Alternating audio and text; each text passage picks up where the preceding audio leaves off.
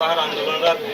वो लोग कह रहे हैं कि 2000 के लिए हमें आंदोलन करना पड़ रहा है और मैया सम्मान योजना जो घर बैठे बैठे तो गलत तो नहीं कह रहे हैं, सही बात है। मान के चलिए मैया सम्मान योजना एक तरह से ये उपहार है, एक तरह से ये पुरस्कार है, तो उनका कहना ठीक है। पुरस्कार से तो ज्यादा उनको मिलना चाहिए जो श्रम में शामिल होते हैं, पुलिस की तरफ से जो शहादत देते हैं, वो भी कहीं ना कहीं 3rd और 4th ग्रेड की नौकरी करने वाले सिपाही वर्ग के लोग होते हैं। अब जब ज्यादा अध्ययन कीजिएगा तो आपको कभी कभी ऐसा वाक्य सामने आएगा कि नक्सली मुठभेड़ में जो शख्स की जान गई और पुलिस में जो जिसकी शहादत हुई, उन दोनों का आपस में बहुत दूर का कनेक्शन है कि दोनों एक दूसरे से ममेरे फुफेरे भाई लगते हैं। तो मेरा कहना है कि ना उस पहाड़ की जरूरत आम व्यक्ति को है, ना उस पहाड़ की जरूरत पुलिस को है। उस पहाड़ में जो खनिज है उसकी जरूरत पूंजीपतियों की है। तो मैं उस विषय को कह रहा था कि आज चूंकि राज्यपाल महोदय ने भी अपने अभिभाषण में नक्सलियों के नियंत्रण पर जिक्र किया है, तो मैंने यहाँ तक कि मैंने वर्तमान सरकार को भी इस पर विशेष नहीं कहा, मैंने दोनों को कहा कि इसमें दोनों सरकारों का श्रेय अगर नियंत्रण में है। मैंने दोनों सरकारों को कहा, बल्कि मैंने अब तक की सरकारों को कहा।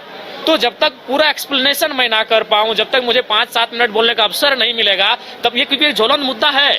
आप लाख बजट पारित करें, अगर वो बजट अगर धरातल तक ना पहुंचे, अभी आप मान के चलिए पारसनाथ एक्शन प्लान के तहत जो उस तराई में या दलमा या आपका सरंडा के जंगलों की तराई में जो डेवलपमेंट के कार्य करते हैं, वो काम तो बाधित होता है, नक्सलियों के कारण वो कार्य बाधित होता है। तो ये बजट का ही अंग था। मैं जो एक्सप्लेन कर रहा था वो बजट डिस्टर्बेंस का अंग था। तो इसीलिए मेरा मानना था और मेरा तर्क यही था सरकार को कि सरकार को सबसे पहले ये चाहिए कि उनके जो अबुआ राज में बबुआ हैं, अगर वो टाइट नहीं होंगे तो आने वाले कुछ वर्षों में एक नए किस्म का नक्सल आएगा आपके सामने। वो जंगलों में ना होगा, वो बंदूकों के साथ ना होगा, उसके दिल और दिमाग में आक्रोश होगा। एक नए टाइप का, एक नए पैटर्न का इस सिस्टम से एक बगावत करता हुआ कोई एक नया संगठन दिखेगा। तो इसीलिए मैंने कहा, चूंकि आज जब से सदन चल रहा है, करप्शन महत्वपूर्ण मुद्दा रहा है और वो करप्शन की उपज कहीं ना कहीं सिस्टम की उदासीनता है और उस सिस्टम में बैठे लोग सरकार की नहीं सुन रहे हैं। तो ये मेरा तर्क था। लेकिन उससे पहले स्पीकर महोदय ने कहा कि जयराम जी आज आपका समय नहीं है, तो मैंने कहा कि आसन की गरिमा है अध्यक्ष महोदय, आसन का सम्मान है, लेकिन जिस दिन फिर हम खड़ा होंगे इस बात को पूरा पुनः दोहरा के जाएंगे। देखिए, ऐसी स्थिति का कारण यही कि जो भी सरकारी पदाधिकारी हैं उन्हें अपनी जो सैलरी है उसे आत्मसंतुष्टि करनी चाहिए। जब तक वो अपनी सैलरी से आत्मसंतुष्टि नहीं करेंगे तब तक नहीं हमें लगता है कि इस राज्य को आप सुचारू रूप से चला पाएंगे।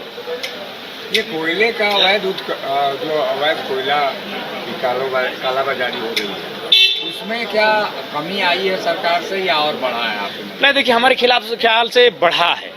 चूंकि देखिए एनडीए की गवर्नमेंट में क्या होता था कि ऐसा नहीं कोयला का कार्य नहीं होता था, लेकिन उसमें क्या होता था कि जो टॉप लोग लेवल के नेता होते थे वे लोग करते थे। लेकिन वर्तमान की सरकार में क्या उनका पार्टी का प्रखंड अध्यक्ष भी उस सिंडिकेट में पूरे धड़ल्ले से शामिल है। आप चाहें तो जाके सर्वे कर लें, जो सत्ता पक्ष के पार्टी के प्रखंड अध्यक्ष के नेता हैं, आप उनका 5 साल पहले की आर्थिक स्थिति और आज की आर्थिक स्थिति जो है उसका तुलनात्मक अध्ययन करें, आप जमीन और आसमान का अंतर पाएंगे। और उसका कारण एक ही है, कोयले की अवैध तस्करी में संलिप्तता।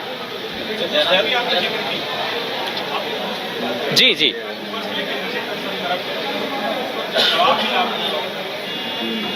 देखिए, जवाब जैसे कि वित्त मंत्री महोदय जवाब दे रहे थे और सदन के एक वरिष्ठ नेता भी हैं, वित्त मंत्री भी हैं और सुलझे हुए इंसान हैं, लेकिन मैं उनके जवाब को उन्हीं के क्षेत्र में ले जाता हूं। वो पलामू क्षेत्र से आते हैं, पलामू प्रमंडल से, और हमें लगता है कल के ही अखबार में मैंने पढ़ा कि एक डीएसपी को बालू जो अवैध तस्करी करते हैं, अवैध कार्य करते हैं, उन्होंने डीएसपी को घायल कर दिया। बागमारे की घटना आपसे छुपी नहीं है, कुछ दिन बाद फिर थानेदार के हाथ को तोड़ा गया, ये घटना आपसे छुपी नहीं है। तो ये चीजें तो चीख के कह रही है कि सिस्टम और विधि व्यवस्था किस दिशा में है। सरकार, देखिए, सबसे पहला बात है सरकार ईगो में है कि भाई हम सरकार में अपनी खामियों को क्यों स्वीकारें। मेरा कहना है वही सरकार बेहतर होती जो अपनी गलतियों को स्वीकारे कि हाँ ये गलतियां हम में हुई हैं। ठीक है, आप सदन में मत स्वीकारिए।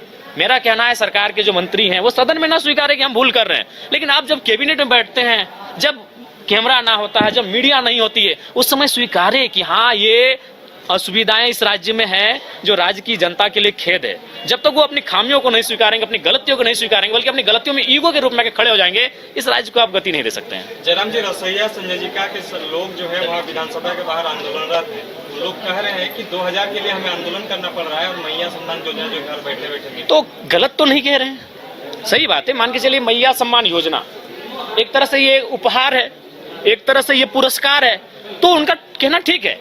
पुरस्कार से तो ज्यादा उनको मिलना चाहिए जो श्रम कर रहे हैं। क्योंकि मैया सम्मान योजना की राशि जिस बांध को जा रही है मैंने पहले भी तर्क दिया था 45 से ऊपर का मैं 40-45 के जो ऊपर है उनका मैं समर्थन करता हूं, और बाकी जो लगे उनको स्कॉलरशिप के रूप में मिले, मैं आज भी उस बात पर अड़ी हूं, चाहे मेरा वोट का क्या है मतलब नहीं है। लेकिन उनका भी तर्क सही है कि ये उपहार के रूप में हम इनको 2500 रुपए दे रहे हैं और वो श्रम कर रहे हैं, लगभग 8 घंटे श्रम कर रहे हैं, चाहे वो रसोईया हो, पोषण सखी हो, जल सहिया हो, सेविका हो, सहायिका हो, स्वास्थ्य सहिया हो, वो श्रम कर रही है। तो जाहिर सी बात है, अगर किसी को आप उपहार में, यही चूंकि सरकार का विषय है, सरकार अगर किसी को उपहार में 2500 रुपए देगी तो उसी समय कोई बहन खड़ा होकर कहेगी कि हम 8 घंटे श्रम कर रहे हैं तो हम कम से कम उससे दोगुना राशि लेने का हकदार रखते हैं, आप उनको दीजिए 2.5। अगर आप मैया सम्मान योजना चूंकि अपने सरकार बना लिए, वो आपका मुख्य एजेंडा था चुनाव जीतने का, तो चूंकि अगर आप मैया को 2500 रुपए देते हैं तो जो लोग श्रम कर रही हैं, चाहे वो कोई रहे, आंगनबाड़ी की रहे, जल सहिया रहे, स्वास्थ्य रहिया रहे, पोषण सखी रहिया, रसोईया रहे,